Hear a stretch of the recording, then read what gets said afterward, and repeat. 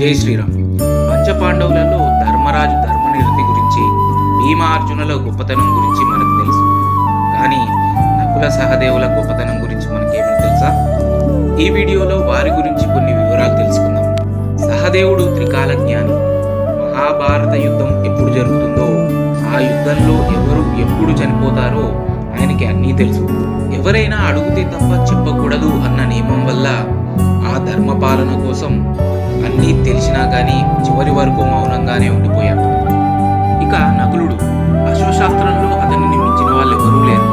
అందరికన్నా గొప్ప అందగాడు, కానీ ఎప్పుడూ అహంకరించలేదు. వీరిద్దరూ కూడా తమ అన్న ధర్మరాజు మాటే వేదవాక్కుగా భావించి సోదరులకు సేవ చేయడమే జీవిత పరమావధిగా భావించారు. బలం ఉన్న భవిష్యత్తు తెలిసిన వాటిని దురుపయోగం చేయకుండా ధర్మబద్ధంగా జీవించినటువంటి ఈ నకుల సహదేవుల చరిత్ర మనకి ఆదర్శప్రాయం. Like, share and subscribe.